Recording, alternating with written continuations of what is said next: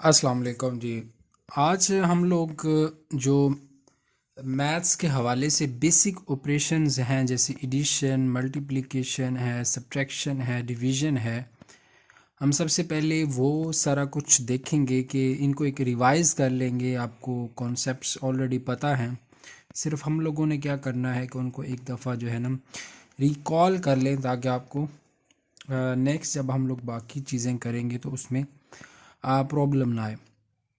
Second जो चीज़ है वो इसमें हम लोग करेंगे कि जो डेसिमल्स होते हैं उनकी किस तरह एडिशन सब्ट्रैक्शन होती है, जो फ्रैक्शंस होती हैं उनके लिए, फिर एलसीएम, एचसीएफ, इनके क्या कॉन्सेप्ट्स हैं, ये भी सारा कुछ हम लोग देखेंगे। इसी तरह तीसरी नंबर पे हम लोग देखेंगे कि ये जो मुख्तलिफ जब ये एडिशन, मल्टीप्लिकेशन, सब्ट्रैक्शन, ब्रैकेट्स भी आ जाती हैं और बार्स भी आ जाती हैं, तो ये जब सारा कुछ मिक्स हो के एक मैथमेटिकल एक्सप्रेशन में आते हैं तो उनको किस सीक्वेंस में सॉल्व करना होता है, वो जो बोर्ड मैथ्स एक फार्मूला है उसके तहत किस तरह सॉल्व किया जाता है, तो वो भी हम एक दो एग्जांपल्स उस पर भी करेंगे। तो ये आज का जो लेक्चर है वो बेसिक कॉन्सेप्ट्स पे है कि हमने बेसिक्स क्लियर करनी है ताकि जब हम नेक्स्ट दूसरे कॉन्सेप्ट्स पे जाएं तो हमें यहाँ पर कोई इशू ना रहे। चलें जी, एडिशन जो है उसमें हम देखते हैं कि ये एक मैंने एग्जांपल ली है 54,000 प्लस 300। अब इनको ऐड करना हो तो कैसे हम लोग ऐड करेंगे? तो सबसे पहले तो हम ये लिखेंगे इन दोनों एक्सप्रेशंस को। इनको लिखने का भी एक जो है वो तरीका होता है। अब देखें, ये मैंने पहला एक्सप्रेशन लिख लिया। अब सेकंड एक्सप्रेशन जो है उसको ऐसे लिखना है कि पहले की जो अकाई वाली पोजीशन है, जो यूनिटरी पोजीशन है, और सेकंड की जो यूनिटरी पोजीशन है वो दोनों आपस में मिलें। इसी तरह पहले वाले की जो 10th पोजीशन है और इसकी जो 10th पोजीशन है, मतलब दहाई वाली, वो आपस में एक दूसरे के नीचे आए। इसी तरह 100th पोजीशन और इसकी सैकड़े वाली पोजीशन जो है, यानी 100th पोजीशन जो है वो एक दूसरे से मिले। तो यहाँ पर क्या आ जाएगा? ज़ीरो। ये भी इसकी इसकी यूनिटरी पोजीशन और इसकी यूनिटी आपस में मिल रही है। ये 10th है और ये भी 10th पोजीशन है, और ये इसकी क्या है? 100th पोजीशन है, और ये इसकी 100th पोजीशन है। तो इस तरह करके हम लोग इनको लिखते हैं ताकि है, और ये ही तरीका है करेक्ट क्वेश्चन करने का। अगर आप ये आगे यानी ये इधर उधर हो जाए पोजीशंस, तो जब आप ऐड करेंगे तो आंसर गलत आएगा। तो हमने ऐड किया तो 0 प्लस 0 ये 0 आ जाएगा। इसी तरह 0 प्लस 0 ये भी 0 आ जाएगा। इसी तरह 3 प्लस 0 ये 3 आ जाएगा, और ये 4 एज इट आ जाएगा, और 5 यहाँ पे ऐसे आ जाएगा। तो ये मैंने बिल्कुल एक सिंपल सा क्वेश्चन पकड़ा था ताकि आपको बता सकूं कि इन जब दो जो नंबर्स हैं उनको लिखना होता है तो उनको लिखने का तरीका आपको समझ आ जाए कि उनकी अकाई वाली पोजीशन आपस में मिल रही हों। ठीक है, अकाई वाली पोजीशंस, इसी तरह दहाई वाली पोजीशंस और सैकड़ा वाली पोजीशन, इंग्लिश में अगर देखें तो उनकी जो यूनिटरी पोजीशन है, फिर उनकी 10th पोजीशन, और फिर 100th पोजीशन। इसी तरह ये थाउजेंड्स वाली है, तो अगर ये नंबर बड़ा होता तो सेकंड वाले नंबर की 1000 पोजीशन और फर्स्ट वाले की 1000th पोजीशन जो है आपस में एक दूसरे के नीचे होनी चाहिए। ठीक है जी, ये एक हमारा जो बेसिक कॉन्सेप्ट था वो इस पे क्लियर हो गया। नेक्स्ट क्वेश्चन मैं ले रहा हूँ, इसमें दोनों एक्सप्रेशन जो हैं वो एक जितने हैं, तो इसको मैं जी लिखने लगा हूँ 58,134। इसी तरह जब इसको लिखने लगते हैं तो इन ये दोनों नंबर्स की देखें, इकाई, दहाई, सैकड़ा, हज़ार, 10,000। तो ये क्या है? ये अगर यूनिटरी पोजीशन है, यूनिटरी 10th है, और ये 100th है, ये 1000th है, और ये 10,000 है। तो ये भी 10,000 तक है, और ये भी क्या है? 10,000 तक है। ये भी 10,000 तक है, ये भी 10,000 तक है। मतलब पोजीशंस के हवाले से बता रहा हूँ। तो इस वजह से इनको हमने उसी तरह एक पोजीशंस जो है इनके आपस में एक दूसरे के नीचे लिखते जाना है। ठीक है, और इसी तरह ये और ये क्या है जी, इसकी यूनिटरी है, ये इनकी दोनों की क्या टेंथ है, और ये क्या है इनकी 100th है, और ये क्या है इनकी 1000th है, और ये 10,000th है। तो इस तरह हमने इन दोनों को एक दूसरे के नीचे लिख दिया। अब हम इनको ऐड करते हैं। जैसे हमने यहाँ पे किया कि हमने ना इसको स्टार्ट करना होता है बिल्कुल राइट साइड से। अगर नंबर जो दो नंबर्स को ऐड करने से जो नंबर आ रहा है वो एक ही हिस्से पे मुश्तमिल हो तो उसको एज इट लिख देते हैं, और अगर वो एक से ज़्यादा हिस्सों पर हो तो सिर्फ हम राइट साइड वाला लिखते हैं, और बाकी जो दो, एक या दो या जितने भी लेफ़्ट साइड पे होते हैं वो कैरी हो जाते हैं। जैसे इस केस में हम करते हैं 4 + 7 कितना होता है जी, हमारे पास 11 होता है। अब 11 जो है इसका हमने राइट साइड वाला 1 जो है वो यहाँ पे लिख लिया, और लेफ़्ट साइड वाला 1 जो है वो हमारे पास कैरी हो गया। ठीक है, इसी तरह अब हम इनको ऐड करते हैं 6 + 3 9 और +1 10। 10 जो है इसकी हमने 0 लिख लिया, और 1 जो है हमारे पास ये 0 इधर लिख लिया और 1 कैरी हो गया।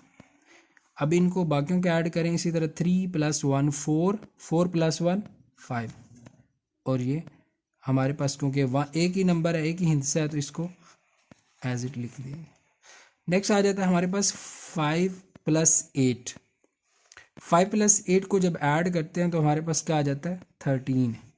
अब 13 जो है इसमें दो डिजिट्स हैं 3 और 1। अब राइट साइड वाला जो है वो यहाँ पे लिखा जाएगा, और जो लेफ़्ट साइड पे है वो कैरी हो जाएगा नेक्स्ट यहाँ पे।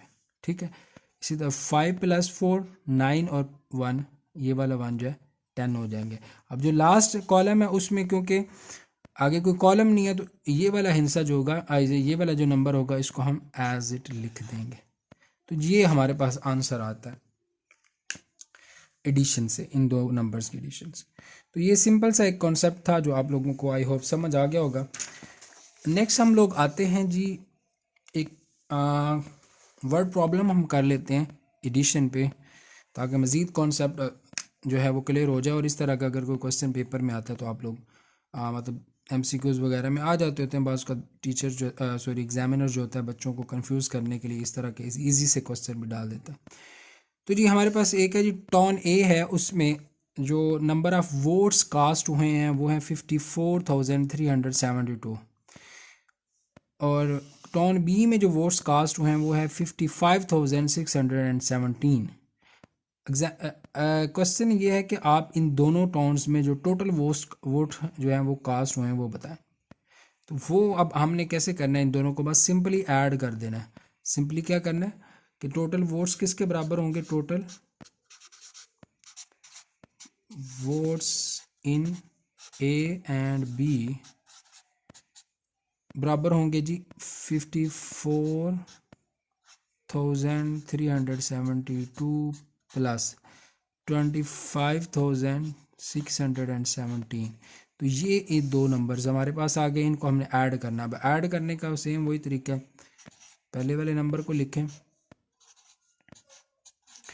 दूसरे नंबर को बिल्कुल उसी तरह लिखना है कि उनकी जो पोजीशंस हैं यूनिटरी 10th 100th और 1000th वो आपस में मिलें कॉलम वाइज। तो ये आ गया पहले 7, फिर 1, फिर 6, 5 और 2। ठीक है जी, इनको अब ऐड कर लेते हैं। 7 + 2 9, एक हिस्सा है तो इसको हम एज इट लिख देंगे। इसी तरह 7 + 1 8, एक हिस्सा है, इसको भी हम एज इट लिख देंगे। फिर 6 + 3 इज इक्वल टू 9, तो 9 जो है वो भी एक हिस्सा है, इसको भी एज इट लिख देंगे। फिर 5 + 4 इज इक्वल टू 9, इसको भी एज इट लिख देंगे। फिर हमारे पास आ जाता है 5 + 2 और ये होता है 7। तो ये सारे जो थे इनमें एक एक हिस्सा था, इस वजह से हमारे पास कहीं पे भी कोई कैरी नहीं हुआ। अंडरस्टैंड जी। अभी हम आते हैं सब्ट्रैक्शन वाले क्वेश्चंस पे।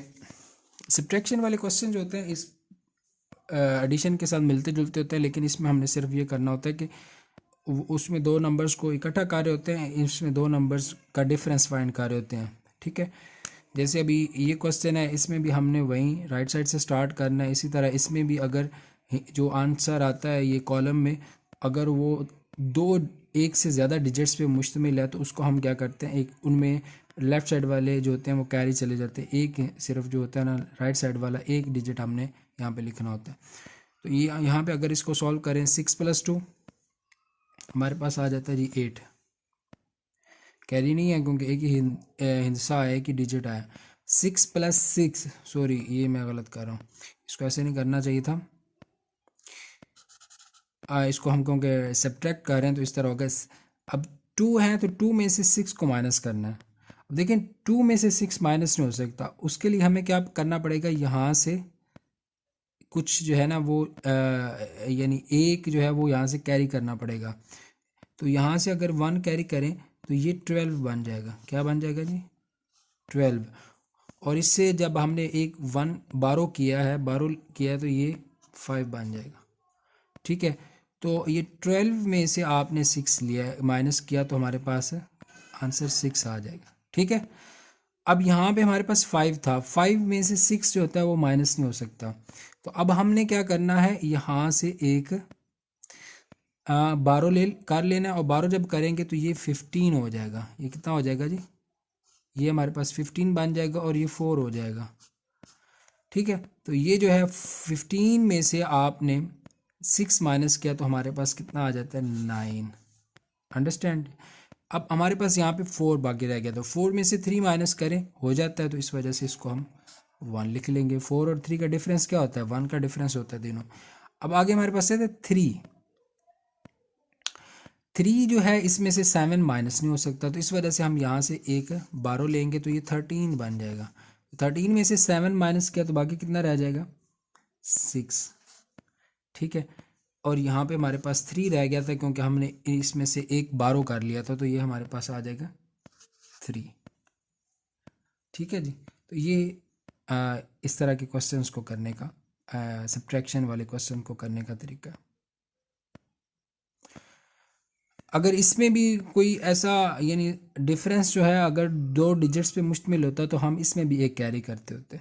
ठीक है, तो ये सारा वो जो बाकी कॉन्सेप्ट्स हैं कैरी वाले वो यहाँ पे उसी तरह आते हैं, लेकिन एक नया कॉन्सेप्ट इसमें ये होता है कि हमने अगर ऊपर वाला जो नंबर है उसका जो हिस्सा हम जो ले रहे हैं उसमें से जो माइनस कर रहे हैं, ये अगर उससे छोटा है तो फिर हम इधर से एक बारो करते होते हैं। ये बस एक कॉन्सेप्ट है। अब इस पे आ जाते हैं, यहाँ पे क्वेश्चन मज़ीद क्लियर हो जाएगा। अब ये 1 है, 1 में से अगर 3 जो है वो यानी इसको माइनस करें तो ये पॉसिबल नहीं है, तो हम क्या करते हैं यहाँ से एक कैरी बारो कर लेते हैं। तो यहाँ से जब बारो किया तो ये यहाँ पे 3 रह जाएगा और ये कितना हो जाएगा? 11। ठीक है, तो 11 में से 3 बाकी कितने रह गए जी? हमारे पास 8 रह जाता है। अब एक हिस्सा है तो इसके लिए इसका कोई कैरी नहीं होगा। नेक्स्ट हमारे पास आ जाता है 3 जो है इसमें से 6 को माइनस नहीं किया जा सकता, इस वजह से हम यहाँ से एक बारो करेंगे। तो ये एक बारो किया तो ये 13 और ये हमारे पास 4 बन जाएगा। अब 13 में से 6 जो है माइनस करें तो हमारे पास रह जाता है 7। ठीक है, 4 है और ये भी 4 है, 4 माइनस करेंगे तो 0 हो जाएगा, तो इसको हम एज 0 लिख देते हैं। इसी अब 3 है, 3 में से 8 जो है उसको माइनस नहीं किया जा सकता, तो लिहाजा हम यहाँ से एक बारो करेंगे तो इसको 13 बना देंगे और ये कितना बन जाएगा? हमारे पास 5 बन जाएगा। तो 13 में से 8 माइनस करें तो कितना हो गया जी? हमारे पास बच जाता है 5। एक ही डिजिट है इस वजह से कोई कैरी नहीं है। इसी तरह 5 - 5 0। तो ये जी हमारे पास इसका आंसर है। ठीक है जी, ये सब्ट्रैक्शन वाले क्वेश्चंस का कॉन्सेप्ट है। इसमें आपने बारो करना होता है और अगर एक डिजिट से ज़्यादा आ जाए तो उनमें से कैरी भी करना पड़ता है।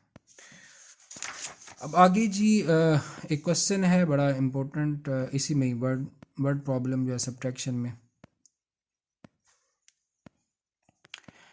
साद हैड 52,490 रुपीज़।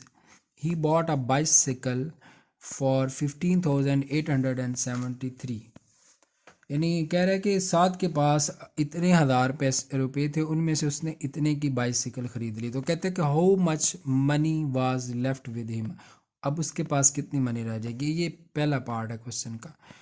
दूसरा पार्ट ये है कि अगर कहता है कि ये 15,000 की बजाय अगर बाइक जो है वो 18,759 की होती तो फिर कितने उसके पास बचते पैसे। तो ये दोनों पार्ट हम करेंगे। पहला पार्ट करते हैं कि उसके पास जब इतने पैसे थे तो उसमें से अगर इतने की बाईसाइकिल ख़रीदी है, तो अगर ये पैसे उसकी टोटल रकम में से, यानी ये जो बाइक वाले पैसे हैं, ये अगर जितने की उसने बाइक ख़रीदी है अगर टोटल रकम में से निकाल दें तो हमारे पास वो रकम आ जाएगी जो उसके पास बाकी पैसे रह जाएंगे। तो मैं इसमें ये सब्ट्रैक्शन वाला क्वेश्चन बन जाता है कि आपके पास यानी साथ के पास पहले कुछ पैसे थे, उसमें से उसने बाइसिकल ख़रीद ली, अब बाकी कितने रह जाएंगे कि ओरिजिनल मनी कितनी थी उसमें से जो जितने की उसने बाइसिकल ख़रीदी वो माइनस कर दें तो आपके पास आ जाएंगे जो उसके पास बाकी पैसे रह गए। तो जी हम इसको करते हैं। अभी उसके पास ओरिजिनली कितने थे, ये उसके पास पैसे थे टोटल, सॉरी ये मैंने,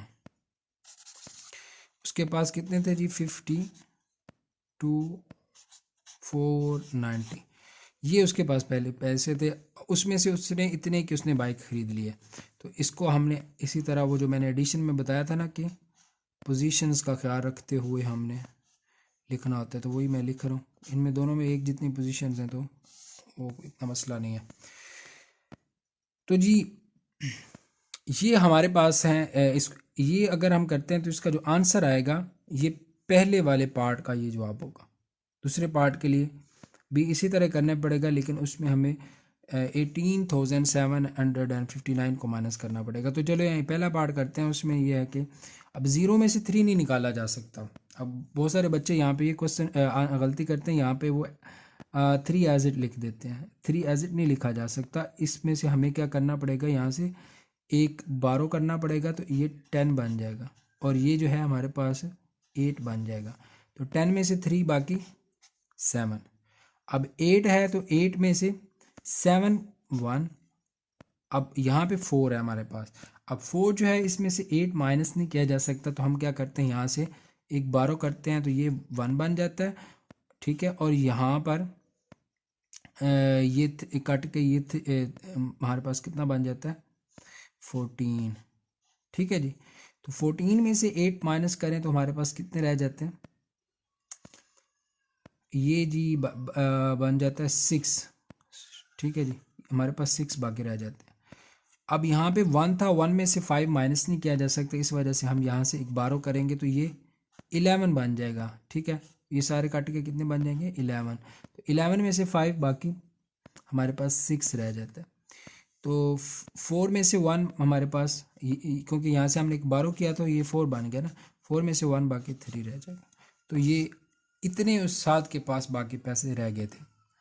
अब सेकंड पार्ट जो है वो आपने खुद करना है। इसमें ये है कि जो बाइसिकल की प्राइस है वो कहता है अगर इतनी होती 18,000 कुछ पैसे होती तो फिर कितने बाकी उसके पास पैसे रह जाते। तो उसी में मेथड सेम है, ये चीज़ ऐसे ही आएगी, सिर्फ यहाँ पे आपने ये वाली रकम लिख के तो इसको सॉल्व कर लेना। नेक्स्ट ही हम आते हैं मल्टीप्लिकेशन पे। मल्टीप्लिकेशन जो है ये जो है बहुत ज़्यादा इस्तेमाल होगी आगे भी, यानी सबसे ज़्यादा खैर मेरे ख्याल में ये यूज़ होती है मल्टीप्लिकेशन जो है। तो इसको हम देखते हैं कि कैसे इसको करते होते हैं।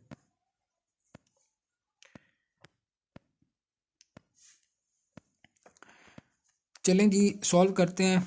इसका ये तरीका होता है कि हमारे पास जैसे अभी एक नंबर है ना, तो इसको बारी बारी पहले इससे मल्टीप्लाई करना है, फिर इससे करना है, फिर इससे करना है, फिर इससे करना है और यहाँ पे लिखते जाना है, ठीक है। और मल्टीप्लाई करने से अगर डिजिट एक आता हो एक डिजिट आए तो उसको एज इट लिख देते हैं। अगर एक से ज़्यादा डिजिट हो तो राइट साइड वाले लिख लेते हैं, बाकी लेफ़्ट साइड वाले 2 जो होते हैं वो कैरी हो जाते हैं। मतलब लेफ़्ट साइड वाले 1 हो या 2 हो, जितने भी हों, 3 भी हों तो वो भी कैरी होंगे, यानी एक से ज़्यादा होंगे तो वो कैरी हो जाएंगे।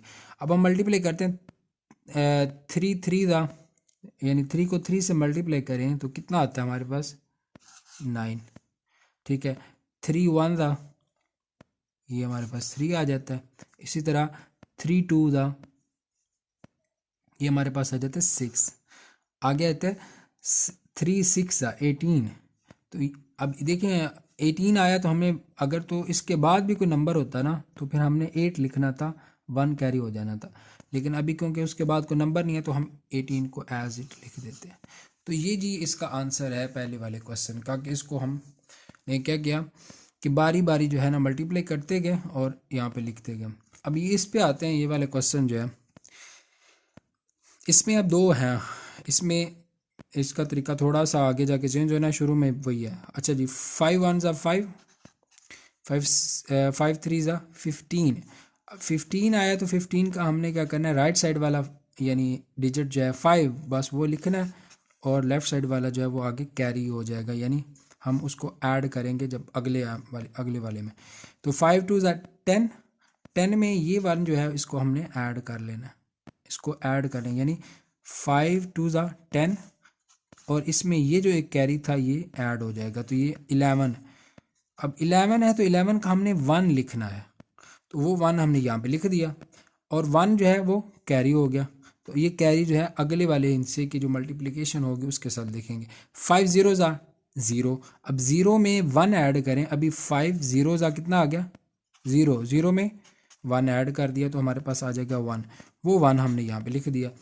अब 5 1 ज़ा 5, एक ही डिजिट है तो इसको एज इट लिख देंगे। अब हमने क्या करना होता है, यहाँ पर एक 0 लिखना होता है। अब दूसरे को यानी ये जो दूसरा नंबर है ना, दूसरा डिजिट जो है, इसको मल्टीप्लाई आगे करने से पहले यहाँ पे क्या करना होता है, 0 लिखना होता है, या यहाँ पे एक क्रॉस लगा दें, यहाँ पे एक क्रॉस लगा देते होते हैं, ठीक है।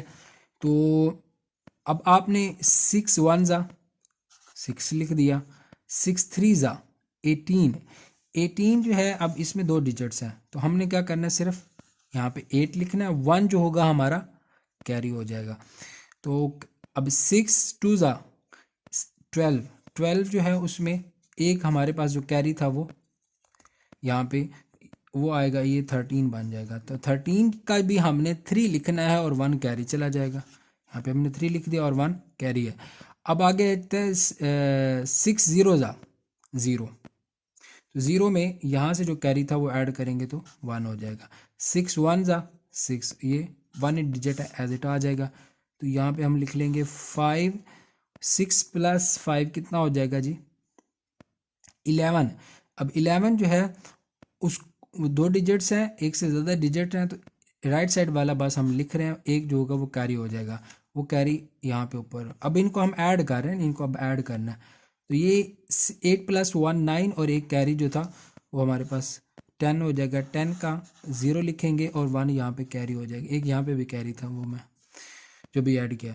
तो अब हमने क्या किया, 3 + 1 4, और एक कैरी जो है हमारे पास 5 हो जाएगा, 5 + 1 6 हो जाएगा, और ये 6।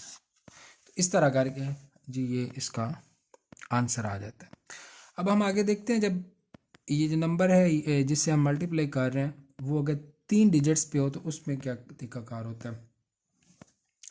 इसमें ये है जी, उसी तरह आपने पहले वाला जो डिजिट है उसको सबसे मल्टीप्लाई करना है। 5 0 ज़ा 0, 5 5 ज़ा 25। अब 25 जो है इसका हमने राइट साइड वाला जो है वो बस लिख देना है, और ये वाला 2 जो है ये हमारे पास कैरी बन जाएगा। अब 5 4 ज़ा 20, 20 में ये जो कैरी है ये ऐड होगा तो ये बन जाएगा 22, तो 22 का हमने सिर्फ यहाँ पे 2 लिख दिया, और यहाँ पे ये जो 2 है ये कैरी हो जाएगा। आगे जे 5 8 ज़ा 40, ठीक है जी, ये बनता है 40, तो 40 में ये जो 2 कैरी था ये 2 ऐड होगा तो 42। अब इसका भी हमने सिर्फ 2 लिखना है और 4 कैरी चला जाएगा, तो यहाँ पे 2 आ गया, 4 इज कैरी। अच्छा 5 7 ज़ा 37, तो सॉरी 35 जो है उसमें क्या करेंगे, ये 4 कैरी होगा तो ये बन जाएगा 39। अब इसमें क्योंकि लास्ट डिजिट है तो जिससे हम मल्टीप्लाई कर रहे हैं तो इसको एज इट लिख देते हैं यहाँ पे 39, ठीक है, इसको यानी चेंज करने की ज़रूरत नहीं। अब हमने उसी तरह यहाँ पे एक क्रॉस लगा लिया, अब इसको मल्टीप्लाई करते हैं बारी बारी। 2 0 ज़ा 0, 2 5 ज़ा 10, 10 का हमने 1 ये जो 0 है ये लिख लिया, और 1 इज हमारा कैरी है हमारा। फिर आ गया जैसे 2 4 ज़ा 8, 8 में 1 ऐड किया तो ये हमारे पास आ जाता है 9। फिर आ जाता है जी 2 8 ज़ा 16, ठीक है जी 16। अब 16 जो है 16, अब क्योंकि हमारे पास कोई कैरी तो बाकी है नहीं, 16 जो है इसको इसका हम सिर्फ 6 लिखेंगे और 1 जो है हमारे पास कैरी हो जाएगा। तो आगे आ जाता है जी 2 7 ज़ा 14 और 1 कैरी जो होगा मिलके कितने बना देंगे 14 + 1 15। तो ये हमारे पास यहाँ पे 15 बन जाएगा।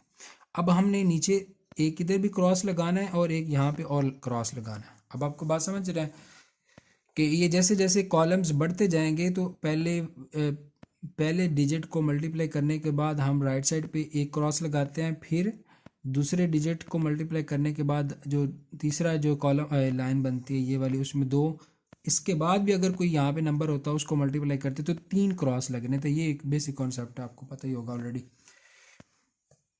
तो जी अब हमने क्या करना है 5 को बारी बारी मल्टीप्लाई करते हैं। 5 0 ज़ा 0, 5 5 ज़ा 25, 25 का 5 आ जाएगा और ये 25 है तो इसका हमने 5 लिख लिया, 2 हमारे पास कैरी बन जाएगा। फिर आता है 5 4 ज़ा 20, 20 में ये 2 ऐड किया 22, 22 का 2 हम यहाँ पे लिख लेते हैं और ये 2 कैरी हो जाएगा। फिर आगे आ जाता है 5 5 8 ज़ा कितना बन जाता है जी 5 8 ज़ा बनता है हमारे पास 40। 40 जो है इसको इसमें 2 ऐड किया तो 42, 42 का 2 हमने लिख दिया और 4 जो है हमारे पास कैरी चला जाएगा।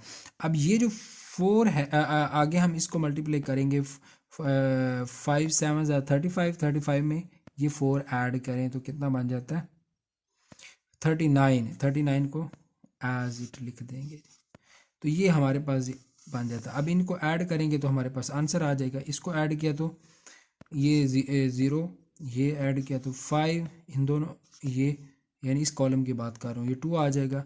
इन तीनों को ऐड करते हैं तो क्या आता है 5 + 9 कितना होता है जी 5 + 9 हमारे पास बन जाएगा 14, 14 + 2 16, 16 मैं इस कॉलम की इधर लिख रहा हूँ। तो जी ये 16 जो है इसका 6 लिख के एक हमारे पास यहाँ पे कैरी चला जाएगा। अब 6 + 2 8, 8 + 9 15 और 1 16, 16 का 6 आ जाएगा और हमारे पास 1 कैरी चला जाएगा जो हम यहाँ पे लिखेंगे। 3 + 2 5 + 5 10 और 10 में ये 1 ऐड करें तो 11 1। अब हमारे पास 1 कैरी रहेगा वो यहाँ पे आ जाएगा। 1 + 2 सॉरी 9 + 1 10, 10 में ये 1 ऐड करें तो हमारे पास आ जाएगा 11, 11 का 1 और हमारे पास एक कैरी आ जाएगा जो हम यहाँ पे लिखेंगे 3 प्लस ये कैरी और ये हमारे पास 4। तो ये है जी आंसर आता है अल्टीमेटली इन सब को मल्टीप्लाई करने से। आई होप आपको अंडरस्टैंड हो गया होगा। तो इसमें कॉन्सेप्ट बेसिक यही है कि आपने एक एक डिजिट को मल्टीप्लाई करते जाना है और नीचे लिखते जाना है और नेक्स्ट डिजिट पे जब जाना है तो क्रॉस जो है पहले यानी अगर यहाँ पर एक डिजिट है तो अगले पे जाते हैं तो यहाँ पे एक क्रॉस आएगा, इसके बाद उससे बाद अगले जाते हैं तो फिर यहाँ पे 2 क्रॉस आ जाए। अगर यहाँ पे कोई और डिजिट है तो यहाँ पे फिर 3 क्रॉस आ जाते हैं। तो ये और बाकी बाद में उन सबको जो है ना जो जितने भी लाइंस बनती हैं उन सबको ऐड करते जाते हैं। ये एक वर्ड प्रॉब्लम में मल्टीप्लिकेशन का हम लोग ये भी कर लेते हैं। A shopkeeper sold 34,523 metre cloth, यानी एक शॉपकीपर है उसने इतने मीटर कपड़ा जो है वो बेचा है। कहते हैं उसने how much cloth will he sell in 21 weeks. कहते हैं एक वीक में अगर वो इतना कपड़ा बेचता है तो 21 वीक्स में वो कितना बेचेगा। तो ये सिंपल आपने क्या करना है 34, ठीक है ये था एक वीक में जो कपड़ा बेचा। तो जब 21 वीक की बात होगी तो उसको 21 से अगर मल्टीप्लाई कर दें यहाँ पे तो हमारे पास आंसर आ जाता। सिंपल है, एक वीक में इतना बेचा तो 21 वीक्स में क्या होगा 21 से मल्टीप्लाई कर दें एक वीक वाले को।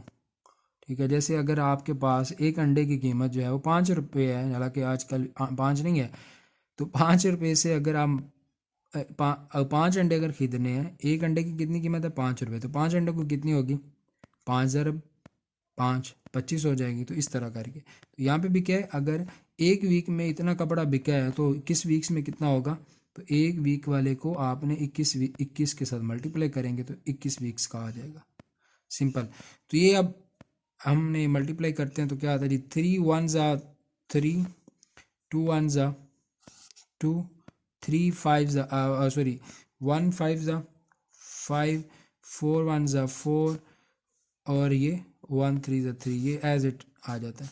फिर आगे हम मल्टीप्लाई करते हैं 3 2 3 ज़ा 6, 2 2 ज़ा 4, 2 5 ज़ा 0 और अब देख सॉरी 2 5 ज़ा 10 होता है तो इसका हमने 0 लिखा, इस तरह मैंने वो 0 बोला। तो 1 जो होगा हमारे पास कैरी हो जाएगा, ये वाला इसको मैं सर्कल कर देता हूँ। तो आगे आ जाएगा 2 4 ज़ा 8, 8 में ये 1 ऐड होगा तो 9 बन जाएगा। तो 2 3 ज़ा 6 और ये 6 यहाँ पे आ जाएगा। तो ये इनको जब हम देखते हैं तो ये होता है 3, ऐड करने लगे तो 6 + 2 8, 5 + 4 9, 4 + 0 4, 3 + 9, ये कितना बन जाता है जी 12, 2 और 1 कैरी हो जाएगा और ये 1 जो है इसको जब हम लिखने लगे हैं 6 + 1 ये हमारे पास 7 हो जाएगा। तो ये अल्टीमेटली हमारे पास जी आंसर आता है इसका जी। नेक्स्ट हमारे पास है जी डिवीजन। डिवीजन के क्वेश्चंस हैं वो कुछ हम देखते हैं ताकि रिवीजन हो जाए। तो ये है जी 6084, इसको डिवाइड करना है हमने 3 पे। तो ये हमने लिख लिया इसको 6084 को और ये जी 3 हो गया, इस पे हमने डिवाइड करना है। तो जी इसमें ये तरीका होता है कि अगर ये एक डिजिट है ना, ये अगर नंबर जो है क्या एक डिजिट है तो हमने एक डिजिट के हिसाब से ही फिर इसको यानी फिर सबसे पहले इस डिजिट के लिए हमने कोई किसी चीज़ से मल्टीप्लाई करके इस डिजिट के बराबर या इससे कम लेके आना होता है, फिर अगला, फिर उससे अगला, फिर आगे एक एक डिजिट नीचे उतारते जाते हैं। ये देखें हो आपको समझ आ जाएगा। ये सबसे पहले 3 2 ज़ा 6, तो अब हमने इन दोनों को क्या करना है माइनस करना है, तो ये बन जाएगा 0। अब ऊपर से अब हमने उतारना है एक डिजिट, एक से ज़्यादा नहीं उतार सकते क्योंकि ये एक डिजिट का नंबर है। अगर ये 2 डिजिट का होता तो फिर उस हिसाब से फिर भी एक ही उतारना होता है बाय द वे, लेकिन हमें अगर एक उतारना है तो एक फिर ये 0 है तो 0 को हम यहाँ उतार लेते हैं। तो अगर अभी हमने किस से मल्टीप्लाई करें तो हमारे पास आंसर 0 आए, यह हमने देखना। तो 3 को अगर 0 से मल्टीप्लाई करें तो तभी हमारे पास यहाँ पे 0 आ सकता है। 3 0 को 3 मल्टीप्लाई बाय 0 कितना होता है 0। तो यहाँ पे हमारे पास क्या आ जाएगा 0, क्रॉस भी हम लिख सकते हैं। तो ये 8 जो है यहाँ पे नीचे आके 8 को नीचे ले आए तो 3 2 ज़ा 6, तो इन दोनों को माइनस करें तो हमारे पास 2 आ जाता है, ऊपर से ये 4 भी नीचे आ जाए तो ये बन जाता है। तो 3 8 ज़ा 24 होता है। तो ये जी हमारे पास आंसर है इस क्वेश्चन का। तो ये तरीकाकार होता है कि हमने एक एक डिजिट करके नीचे उतार रहे हैं और ये इस तरह मल्टीप्लाई, बाकी ये बड़ी सिंपल सी चीज़ें आई होप आपको पहले ही पता होंगी। तो नेक्स्ट है जी ये 32 से हमने इसको डिवाइड करना है, ये लिख लेते हैं जी 73 92, इसको 32 से डिवाइड करना है। तो अगर देखा जाए तो 32 को किससे मल्टीप्लाई करें तो हमारे पास, यानी मैंने पहले बताया था ना कि अगर ये 1 डिजिट है तो हमने एक डिजिट ही यहाँ पे सॉल्व करना है। यहाँ पे अब 2 डिजिट हैं तो हमने दो डिजिट्स ही को पहले सॉल्व करना है, पहले दो डिजिट्स को ही लेना है। तो 32 को अगर 2 से मल्टीप्लाई करें, 32 मल्टीप्लाई बाय 2 तो कितना आता है 4 3 6 3 2 3 ज़ा 6 64 आता है। और इससे जब 3 से अगर बड़ा जो होगा यानी अगर 32 को 3 से मल्टीप्लाई करेंगे तो 73 से बड़ी कुछ चीज़ आएगी। तो यहाँ पे हम इसको फिर 2 ही से मल्टीप्लाई करके ये 64 लिख रहे हैं। तो जी 3 में से 4 नहीं निकलता तो हमने क्या करना है, यहाँ से एक बारो करना है तो ये 13 बन जाएगा, जैसे हमने पहले सब्ट्रैक्शन में करते रहे। तो 13 में से 4 बाकी कितना रह जाएगा हमारे पास 9 रह जाएगा जी, ठीक है। तो ये 6 ये ख़त्म हो जाएगा, 6 में से ये 0 बनेगा। अब हमने ऊपर से एक नीचे उतार लिया, ये 9 आ गया। अब हम किस से मल्टीप्लाई करें कि हमारे पास जो नंबर आए वो 99 से कम हो। तो 3 से अगर मल्टीप्लाई करें 32 को तो ये कितना बनता है जी 6 3 3 ज़ा 9। तो ये 96 इससे कम है, तो यहाँ से हम क्या करेंगे, इसे 3 से मल्टीप्लाई करेंगे तो 96। तो यहाँ से हमारे पास 9 माइनस 6 कितना आता है, कितना बन गया जी हमारे पास 3। ऊपर से ये 2 नीचे आके 32 आ जाएगी। तो ये 32 ये 1 पे हम लोग इसको ख़त्म कर सकते हैं। तो ये जी हमारे पास आंसर है इस क्वेश्चन का। तो ये सिंपल सी मेथड है। एक मैं थोड़ा सा डिफरेंट अभी क्वेश्चन करवाऊँगा, उसमें बच्चे अक्सर कंफ्यूज होते हैं और मिस्टेक भी बहुत ज़्यादा करते हैं। वो ये है जी, अगर इस तरह का क्वेश्चन हो 24,336 ये क्वेश्चन है और इसको 12 पे डिवाइड करना है। अब अगर 12 को हम 2 से मल्टीप्लाई करें तो ये जो पहले मैंने बताया अगर ये 2 डिजिट है तो हमने से पहले 2 डिजिट ही पे कोई ख़त्म करना है, यानी उसको पहले सॉल्व करना है, यानी 2 डिजिट्स पहले लेने हैं। तो 12 को 2 से मल्टीप्लाई किया तो हमारे पास आ जाता है जी 24। तो 24 जो है इसको ये तो हो गया ख़त्म, 0 हो गया, या क्रॉस लगा दिया। अब ऊपर से अब हम अगर एक डिजिट उतारें यानी अगर 3 उतारें तो ये तो सॉल्व नहीं होगा। तो इसलिए अभी हमें ऊपर से 2 डिजिट्स उतारने पड़ेंगे, ठीक है। क्या करने पड़ेंगे, 2 डिजिट्स उतारने पड़ेंगे। अब याद रखें जब भी आपको 2 डिजिट्स एट अ टाइम उतारने पड़े, क्या करना पड़े, 2 डिजिट्स एट अ टाइम लेने पड़े। जैसे इस केस में अगर हम एक डिजिट लेते तो एक डिजिट पे ये कोई हमें यानी ये सॉल्व नहीं होना था, तो इसलिए हमें अब क्या करना पड़ा, ऊपर से एक और डिजिट लेना पड़ा। तो जब ऊपर से 2 डिजिट्स एट अ टाइम आप ले रहे हैं तो फिर यहाँ पर आपको 0 लगाना पड़ता है, ठीक है। कोशेंट, इसको कोशेंट भी बोलते हैं। तो ये जो कोशेंट होता है इस पे ये फिर हमें एक 0 साथ लिखना पड़ता है। तो 33 हमने ले लिया। अब आपने क्या करना है, 12 को किसी ऐसे नंबर से मल्टीप्लाई करें कि 33 या 33 से कम आए। तो 12 को अगर आप 2 से मल्टीप्लाई करते हैं तो ये 24 आता है, जो कि इससे कम है। और यहाँ से हमारे पास 6 3 9 ये 9 आंसर आ जाता है। वो आपको पता है ये यहाँ से एक 12 किया 13 में से 4 बाकी रिमेनिंग जो होता है 9 आता है, और ये 3 3 ये 0 बन जाता है, इस तरह किया। तो ये अब हम ऊपर से 6 जो बाकी है वो भी नीचे ले आते हैं। अब हम क्या करते हैं, 12 को किस से मल्टीप्लाई करें तो हमारे पास 96 आए। तो 12 को अगर हम लोग मल्टीप्लाई कर दें 8 से, क्या करें 8 से 12 को 8 से मल्टीप्लाई करें तो 96 आता है। 8 2 ज़ा 16 और 1 जो है हमारे पास कैरी हो जाएगा। 8 1 ज़ा 8 और 1 कैरी जो था 9 बन जाएगा। तो ये जी हमारे पास आ जाएगा। यहाँ पे अगर 8 से मल्टीप्लाई करें तो 96 आता है, तो ये ख़त्म हो जाएगा। तो ये जी इसका आंसर बनता है। तो इसमें जो क्वेश्चन जो मैंने मतलब ये क्वेश्चन क्यों पिक किया था, सिर्फ ये बताने के लिए कि जब आपको 2 एट अ टाइम नंबर जो है उनको नीचे लाना पड़े तो आपको क्या करना पड़ेगा, यहाँ पर एक 0 लगाना पड़ेगा। ये जो 0 मैंने ये लगाया था ना 2 के बाद। तो ये 0 इस वजह से लगाया क्योंकि हमें एट अ टाइम 2 डिजिट्स नीचे लाए हैं।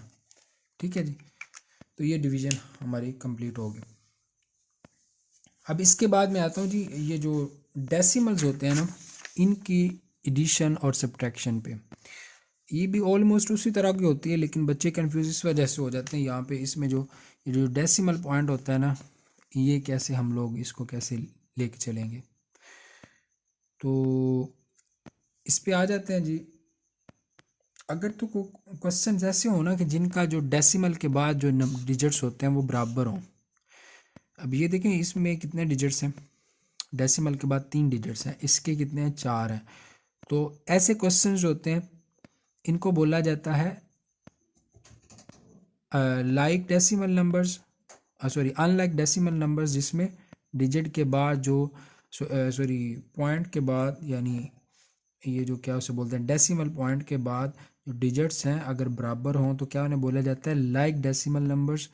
और अगर वो बराबर ना हों तो फिर क्या उन्हें बोला जाता है, अनलाइक डेसिमल नंबर्स। ये याद करने की ज़रूरत नहीं है, लेकिन मैं आपको बताता हूँ कि इसका आगे रोल क्या है।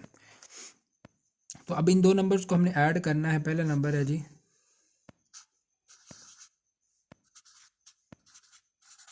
ये आपने लिख लिया। अब ये जो नंबर है इसको कैसे लिखना है, आपने ये पॉइंट लगा के ना फिर नंबर लिखने शुरू करने हैं। यानी इस पॉइंट के बाद वाले नंबर इसी तरह लिखें 1 2 एंड 7। इसी तरह इस तरफ वाले भी इसी तरह 6 4 5 और 1। अब देखें बाकी तो पूरे हैं यहाँ पे, लेकिन ये जो एक है इसके ऊपर कोई चीज़ नहीं है। तो अगर इसको यहाँ पे आप 0 लिख लें, ठीक है। तो अब हमने इन दोनों को एक यानी लाइक डेसिमल नंबर्स बना दिया हुआ है, मतलब दोनों के जो डेसिमल के बाद वाले डिजिट्स हैं वो बराबर कर दिए हैं। कैसे, यहाँ पे 0 लगा के, समझ के बात। तो ये तरीका होता है कि अगर आपके पास एक जितने डेसिमल नंबर यानी डेसिमल के बाद वाले जो डिजिट्स हैं वो अगर बराबर नहीं है तो उनको बराबर करने के लिए क्या हम कर लेते हैं, यहाँ पे 0 1 लगा के बराबर हो गए। तो अभी इनको सॉल्व करना आसान हो जाता है। ठीक है, इन दोनों को हमने अब ऐड करना है। 1 + 1 में 0 में 1 ऐड करें, 0 में 1 ऐड करें तो 1 ही आ जाएगा। अब हमने 3 में 5 ऐड करें तो हमारे पास कितना आ जाता है, 8। और 3 में 4 ऐड करें तो हमारे पास आ जाता है 7। 5 में अगर 6 ऐड करें तो हमारे पास आ जाता है 11। अब मैंने आपको बताया कि जब 2 डिजिट्स आ जाएं तो एक को हम लिखते होते हैं और एक को कैरी कर लेते थे, यानी राइट साइड वाला लिख लेते हैं और लेफ्ट साइड पे जितने भी होते हैं वो हमारे पास कैरी हो जाते हैं। तो ये 1 जो होगा यहाँ पे कैरी हो जाएगा। तो अब 8 + 1 9 और ये 1 जो था हमारे पास 9 आ जाएगा, सॉरी 10 हो जाएगा। 10 आया तो 10 का हमने 0 लिख लिया और 1 जो होगा हमारे पास कैरी चला जाएगा। अब 2 + 1 3 और इसमें ये ऐड किया तो कितना बन जाएगा हमारे पास 4। तो 4 एक डिजिट है, एज इट आ जाएगा। इसी तरह 3 + 7 9, सॉरी 3 + 7 10 और 10 जो है क्योंकि लास्ट कॉलम है तो ये एज इट आ जाएगा। अब आप बात करेंगे कि ये जो इशारिया था ये कहाँ पे लगाना है, यानी ये जो डेसिमल पॉइंट होता है ये कहाँ पे लगाना होता है।